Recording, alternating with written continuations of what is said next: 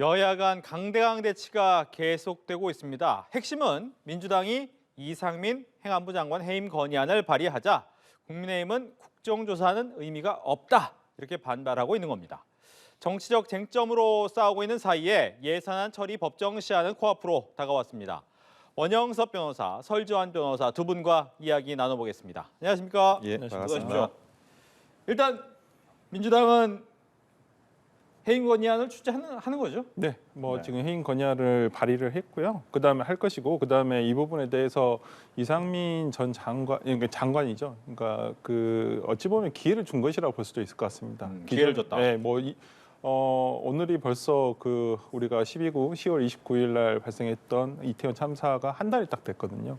근데 그동안 특수본의 수사는 진행이 됐습니다만은 실제 예를 들어서 정말 책임이 있다는 사람들, 실무자들의 어떤 그 법적인 책임 말고 어떤 경찰 예를 들어서 서울경찰청장, 그다음에 경찰청장, 그다음에 행안부 장관, 국무총리 누구 하나 책임지는 사람이 없이 한 달을 지내왔거든요. 그 가운데 유족들이 하신 말씀이 이상민 장관이 책임을 져야 된다라고 얘기를 하고 있는 상황이에요.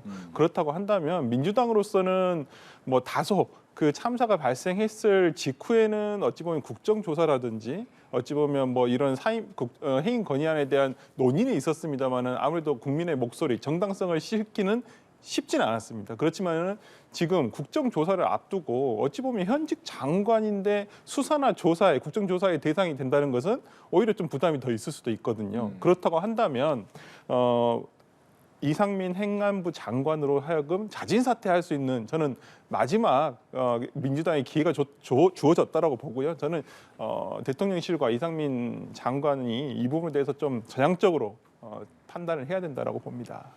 그러니까 국정조사를 제대로 하기 위해서라도 사퇴하는 게 맞다. 아니면 거기에 대한 책임을 지기 위해서 해임 건의안을 하는 거다라는 주장입니다. 그 이태원 참사를 민주당이 그 정치적인 소품으로 이용하겠다는 생각을 노골적으로 밝혔다고 볼 수가 있고요.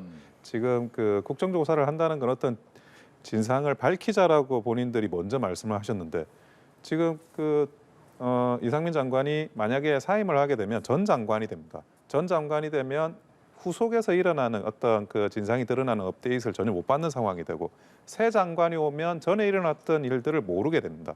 그러면 앞으로 후속만 알고 있는 사람한테 또 뭘 진상을 파악할 건지도 또 알 수가 없고 비효율적인 국정조사가 될 수밖에 없는 상황을 스스로 만들면서 이 해임 건의안을 한다는 것은 그냥 장관을 그만두게 하겠다라는 그런 정치적인 목적 그 외에 다른 목적은 없다라고 보여지고요. 그 세월호 사건도 지금 5년 동안 문재인 정부가 진상을 조사한다고 했지만 뭐가 도대체 진상이 밝혀졌는지에 대해서 유가족들이 굉장히 아쉬운 마음이 큰데 지금 한 달 됐습니다. 한 달 돼가지고 이거를 제대로 밝혔네, 못 밝혔네, 못 밝혔으니까 그만둬야 되네. 아니 그분이 그만두면 더 안 밝혀지거나 책임관계가 모호해질 수밖에 없는데 그것을 마치 어떤 그 사냥터에서 먹이를 사냥하듯이 해임 건의안을 제출한다는 것 자체가 이미 민주당이 이 사안을 바라보는 순수성은 오염이 됐다라고 보고 있습니다. 네,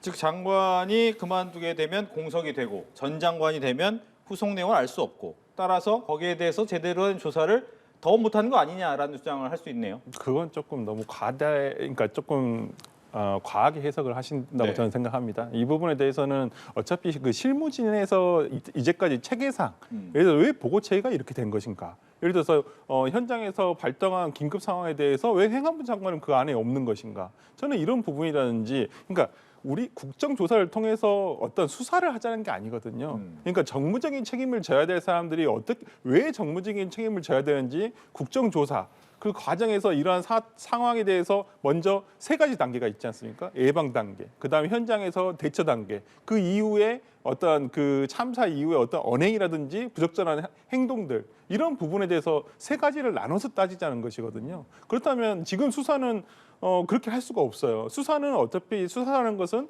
발생한 사실에 대해서 하는 것이거든요. 법적인 책임을 지는 것이기 때문에. 그런데 지금 국정조사의 목적은 어떤 누군가의 법적인 책임을 묻는 것도 필요하지만은 정무적 책임을 져야 될 사람들이 왜 정무적 책임을 져야 되는지에 대해서 밝히고자 하는 것이기 때문에 저는 뭐 예를 들어서 전 장관이라 해서 이 부분에 대해서 정확하게 밝힐 수가 없고 그다음 뭐 새로운 장관이 온다 해서 그 부분을 뭐 얘기할 수 없다라고 저는 보지는 않고요. 지금 시스템, 국가 시스템이 무너진 거에 대해서 국가 시스템의 정상화를 위해서 민주당이 국정조사를 하자는 것이기 때문에 저는 이 부분에 대해서 이상민 장관이 굳이 행안부 장관을 직을 유지하면서 꼭 해야 된다는 것은 조금 과한 해석이다라고 생각합니다. 정무적으로 책임지는 사람이 필요하다.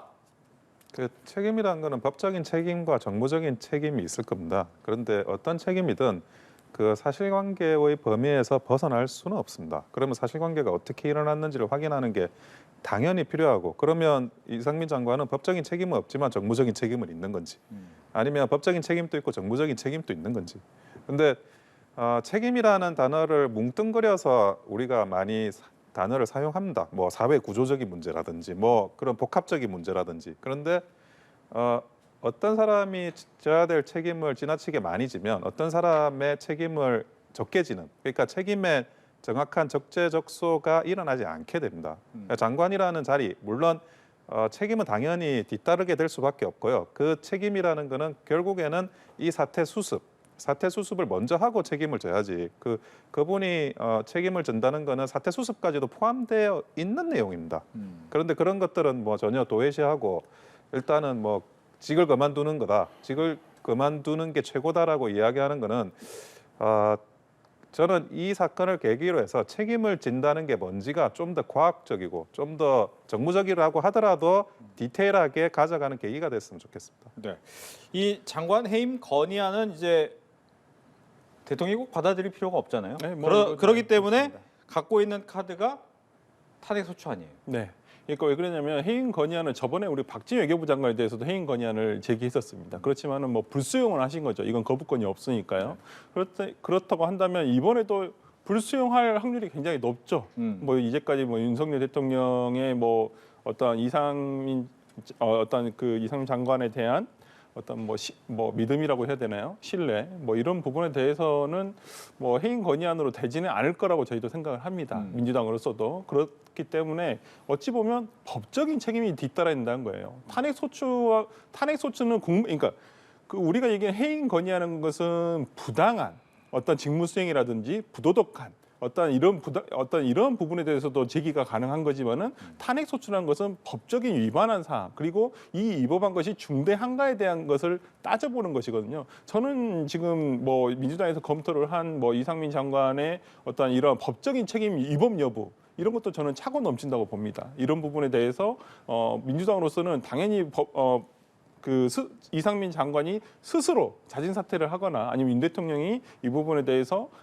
수용을 한다면 모를까. 그렇지 않다라고 한다면 당연히 탄핵 소추를 의결을 통해서 탄핵 소추 의결이 되게 되면 직무가 정지가 되거든요. 그렇다고 한다면 그런 부분에서 민주당으로서는 해임 건의와 같은 최소한의 효과를 얻을 수 있다고 보기 때문에 네. 탄핵 소추로 가지 않을까라는 생각해 봅니다. 대통령이 해임 건의안을 받아들이지 않을 것까지 생각해서 탄핵 소추안을 진행할 것이다. 어떻게 생각하십니까? 우선은 그 탄핵 소추와 관련해 가지고 탄핵 재판이 어떤 법적 성격을 가지는지에 대해서는 박근혜 대통령에 대한 탄핵 재판으로 이제 성질이 많이 규명이 됐습니다. 탄핵 소추 재판은 기본적으로 정치 재판입니다. 사법 재판과는 근본적으로 약간 다르다는 게 그 탄핵 재판의 기본 성질이고 그거에 대해서 헌법재판소가 분명히 입장을 표명했고요. 그리고 두 번째로는 그 탄핵 소추를 한다는 것 자체가 또 국정조사하고는 심지어 그 해임 건의하고도 모순되는 행동을 하고 있다. 저는 그렇게 생각을 합니다. 그렇습니까? 무슨 말이냐면 탄핵 소추를 하게 되면 헌법재판소의 판결이 나올 때까지는 그 직이 정지될 뿐 파면이 되지가 않습니다.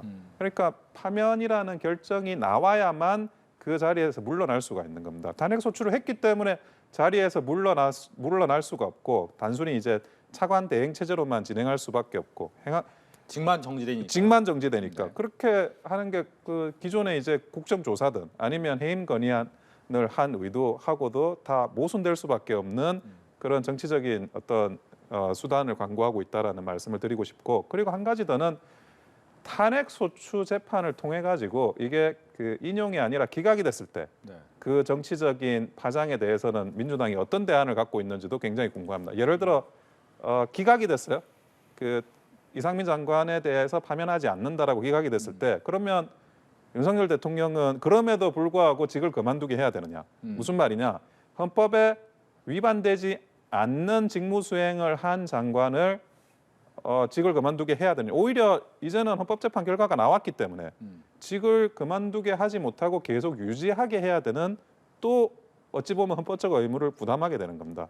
그리고 마지막으로 말씀드리면 이상민 장관이 뭐 대통령하고도 친분이 돈독하고 뭐 행안부 장관이라는 게 실세 장관이니까 굉장히 어떤 실세적인 느낌이 있지만 정치적인 영역에서 어떤 성과가 있진 않아요. 그런데 민주당의 어떤 탄핵 소추라는 이런 파상적인 공세를 뚫고 탄핵 재판에서 기각이 되고 다시 행안부 장관으로 복귀를 한다면 그때의 후유증, 그게 과연 뭐 민주당이 그것까지 생각하고 하시는 건지는 잘 알 수가 없습니다. 예. 여기서 궁금한 거 말씀하신 것처럼 해임 건의안을 해서 그만두게 하는 거하고 탄핵 소추를 해서 직을 정지하게 되면 그만두지 못하는 건데 이거는 좀 상충되는 거 아니냐? 물론 법적으로는 그렇게 해석할 수 있습니다. 네. 그렇지만 저는 정치의 영역이잖아요. 그러니까 국회에서 이렇게 예를 들어서 행정부에 대한 감시와 견제 기능을 가진 국회에서 내각의 일원인 국무위원, 행정안전부 장관에 대해서 탄핵 소추를 발의한다. 네. 그러면 이 부분에 대해서는 책임을 지라는 거거든요. 정부적인 책임을 져라. 라는 것이기 때문에 그 판결이 뭐 나고 안 나고에 그게 중요한 것은 아니라고 봅니다. 지금 가장 중요한 것은 항상 그 윤 대통령과 뭐 이상민 행안부 장관이 얘기했듯이 유족의 뜻입니다. 유족의 뜻이 이상민 장관은 그만두라는 거예요. 사퇴를 하라는 것인데 왜 그 유족의 뜻을 가장 우선시한다고 하면서 아직까지 직을 유지하고 있는지, 도대체 무엇 때문에 그런 건지. 지금 정상적인, 그러니까 우리가 일반적으로 지난 과거를 되돌아봤을 때 이게 정상적인 상황은 아니라고 봐요. 예전에 뭐 예를 들어 전두환 대통령 때도 예를 들어서 무슨 그 경찰관이 어디 뭐 우순경 사건이라고 보통 하는데 그때 난사를 해가지고 예를 들어서 국민들이 사망한 사고가 있었어요. 그때 바로 내가 그 당시로 내무부 장관을 바로 경질을 했었어요. 그리고 당시에 또 체육부 장관이었던 노태우 전 대통령을 임용을 했었었는데, 그렇다고 한다면 어떤 국가의 병고가 일어난 거예요. 참사란 건 158명의 목숨이, 그것도 청년들의 목숨이 어찌 보면 벼랑간 서울 시내 한복판에서 돌아가신 거거든요. 저는 그렇다고 한다면 이 부분에 대해서는 한번 유족의 뜻을 다시 한번 대통령실과 이상민 장관이 한번 그 뜻을 다시 한번 생각했으면 좋겠습니다. 예. 뭐 말씀하신 것처럼 이상민 장관의 거취와 관련해서 여야는 이렇게 첨예하게 대립을 하고 있는데 야당이 이렇게 주장을 하게 된다면 결국 국정조사 할 필요 없다라는 거죠. 국정조사를 하자고 하면서 해임 건의하고 탄핵 소추를 한다는 것 자체가 너무 이게 모순되고 앞뒤가 맞지 않는 주장입니다. 국정조사 어쨌든 이제 가반수로 의결할 수 있으니까 그거를 이제 우리 어떻게 생각하시는 여러분들이 그 국민의힘에 막을 수 있는지 이런 거에 대해서 의구심을 가질 수밖에 없는 사안이긴 해요. 근데 민주당도 이 국정조사든 해임 건의든 탄핵 소추든 이렇게 일련의 과정을 지켜보면 결국 이제 이태원 참사를 정치적으로 이용할 목적밖에 없다는 걸 더 노골화시켰다, 그렇게 생각합니다. 알겠습니다. 결과적으로 근데 국정조사는 함께 하는 게 제일 좋은데 물론 진행은 되겠지만 모양새는 또 안 좋잖아요. 일단은 뭐 민주당으로서도 국민의힘과 함께 이 부분에 대해서 어떤 국민적 참사에 대한 규명, 진상 규명을 해야 된다고 봅니다. 그게 곧 일단 유족들의 그 뜻을 가장 우선시한다고 생각을 하고요. 저는 뭐 여야가 민주당으로서는 이 부분에 대해서 예를 들어서 지금 국민의힘에서 가장 두려워하는 게 세월호 때처럼 어쩌면 정권에 대한 어떤 반대 투쟁으로 가지는 않을까, 아니면 어떤 이런, 근데 지금 민주당으로서 전혀 그런 생각이 없습니다. 지금 정권이 굉장히 초기예요.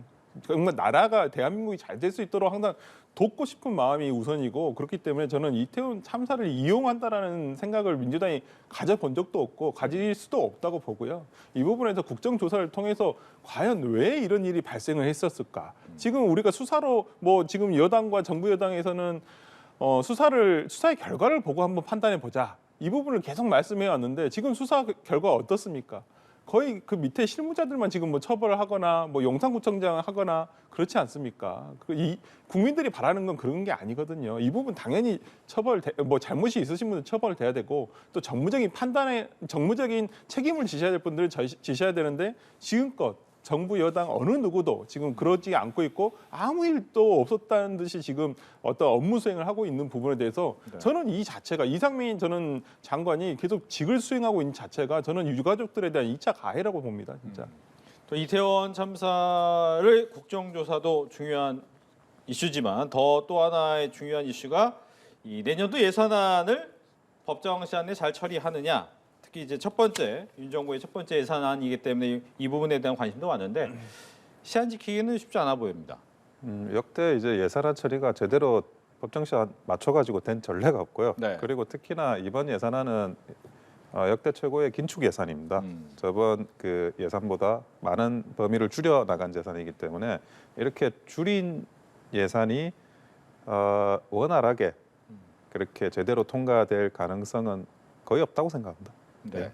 예산 처리가 쉽지 않을 거다. 네, 우리가 이제 보통 2일까지 12월 2일 날이 이제 법정 시한이기는 하지만은 보통 12월 말까지 가죠. 그렇죠. 네, 보통 가서 새해 아침에 만나죠. 새해 네. 아침에 극적 타결 항상 우리가 봤던 장면인데요. 어찌되었건 간에 여야가 저는 이런 부분이 정말 정치에 필요하다고 봐요. 서로 필요한 예산이 있고 그다음에 대통령실 윤석열 대통령이 정말 하고 싶은 사업에 대한 하고 싶은 정책에 대한 사업 예산이 있을 거라고 봅니다. 네. 이 부분에 대해서 여당에서 충분히 야권을 어떤 야당에 대해서 설득을 하고 야권도 이 부분 양보를 할 부분 양보하고 야당도 야당에서 지금 예를 들어서 이재명 대표가 좀 주안점을 두고 있는 사업에 대한 정책에 대한 예산이 있을 거란 말입니다. 그 부분에 대해서 여권에 대해서 양해를 좀 구해서 서로 이 부분 조정이 필요한 부분이고 저는 어찌 되었건 간에 저는 예산안이 뭐 통과 되리라는 것은 뭐 의심하지 않습니다만은 네. 그 과정에서 여당과 야당이 조금 더 국민들에게 눈살 찌푸리는 행동은 안 보여줬으면 하는 게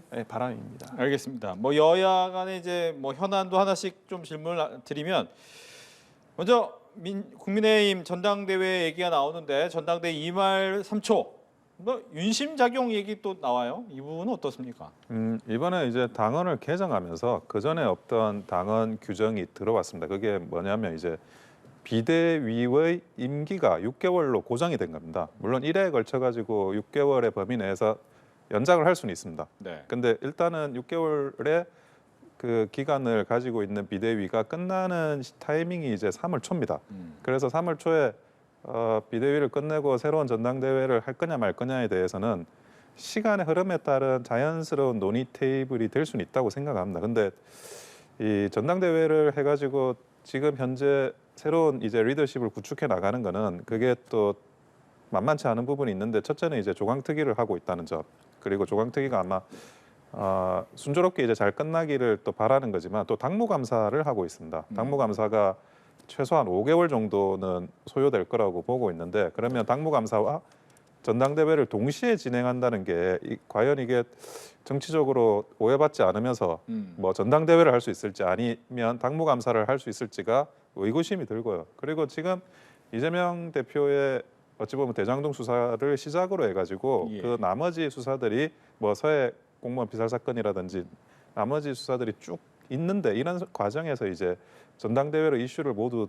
덮어버린다는 게 적절한 건지도 이제 의문이 들고 마지막으로 그 이번 전당대회를 통해 가지고 들어서는 그 지도부는 공천권을 가지게 됩니다. 근데 물론 이제 전당대회가 당의 화합과 미래를 위한 그런 어떤 통합의 장이 돼야 되긴 하지만 네. 실제로 전당대회를 하고 그 다음에 분열의 후유증을 겪는 경우가 뭐 다수입니다. 근데 이런 상황에서 이제 지금 3월이라는 2월 말 3월 초라는 그 시점이 과연 이게 우리 많은 사람들이 생각하는 우려를 불식시킬 정도로 중요한 타이밍인지는 의구심이 듭니다. 예. 중간에 잠깐 얘기 나왔습니다만 이재명 대표에 대한 사업 리스크도 있는데 네. 전당대회 하느라고 힘 뺄 수 없다라는 부분이 없잖아 있습니다. 네네. 근데 이재명 대표의 사법 리스크는 당내에서도 여러 가지 얘기가 나오더라고요. 네, 뭐 최근 들어서 이제 조금 목소리가 나오고는 있습니다. 네. 당연히 그렇게 목소리를 내는 거에 대해서는 뭐 민주적 정당으로서 당연히 낼 수 있다고 봅니다. 하지만 이런 것들이 어찌 보면 이재명 당대표 지금 뭐 측근들이라는 사람들이 구속은 돼 있습니다. 이 부분에 대해서는 이재명 당대표로서 어찌 보면 조금 설명이 필요한 부분은 있을 것 같습니다. 뭐 아직 유죄냐 무죄냐 이런 부분은 아직도 먼 것이긴 하지만은 그렇지만 지금에 있어서 예를 들어서 서른 의원이 예를 들어서 결백을 입증한 뒤 돌아오라. 그렇다고 한다면 그러면 그동안에 누가 당을 이끌 것입니까? 저는 그런 부분이라면 지금 가장 첨예한 부분이 아까도 말씀해 주셨지만은 총선에 대한 그 공천권이 달려 있는 문제거든요. 네. 그렇다고 한다면 정치는 세력들이 이뤄가는 것입니다. 그게 같은 당이건 다른 당이건. 저는 그렇다고 한다면 지금 저는 오늘 그 송영길 대표가 아침 인터뷰에서 했던 그 말이 좀 맞을 것 같습니다. 지금은 민주당이 어찌 보면 뭐 이재명 당대표를 지키기 위해서가 아니라 민주당을 지키기 위해서라도 지금 검찰의 어쩌면 진짜 어찌 보면 정말 무분별한 기소, 수사와 기소로 인한 걸 당이 정말 당 자체가 리스크거든요. 지금 네. 이재명 당 대표만의 리스크가 아니라 그렇기 때문에 지금은 민주당이 어떤 검찰의 부당한 기소권에 대해서 지금은 조금 싸워야 되지 않나, 한 목소리를 내야 되는 것은 아닌가 하는 지금의 시점은 그렇다고 봅니다. 추가로 하나만 더 말씀하신 것처럼 전체 리스크인데 문제는 그 리스크가 정말로 전체 리스크로 되지 않으려면 네. 안전장치가 필요하다라는 거 아니겠어요? 네, 즉 그렇습니다. 뭐 당대표를 잠깐 그만 물러나 있거나 뭐 하는 것도 결국 당 전체로 퍼지는 리스크를 막자라는 건데. 근데 이제 그 잠깐이라는 시간이 과연 우리가 총선 공천까지가 앞으로 뭐 내년 2024년 4월입니다만은 실제적으로는 그 전에 한 6개월 전이거든요. 네. 그렇다고 한다면 저는 그 과정에서 어떤 집단 지도 체제가 돼서 공천권을 할 것인지 아니면 이재명 당대표가 무슨 공천에 어떤 사천을 하지는 않겠지만은 영향력이라는 것이 있기 때문에 저는 그런 부분에서는 이재명 당대표가 당원들의 77%에 가까운 지지를 받고 어떤 당선이 된 당대표인데 이걸 예를 들어서 어쩌면 정당성이 떨어지는 비대위 체제로 간다는 것이 오히려 더 어불성설이라고 봅니다. 알겠습니다. 이렇게 해서 여야 간 강대강 대치 두 분과 함께 이야기 나눠봤습니다. 오늘 얘기 잘 들었습니다. 감사합니다.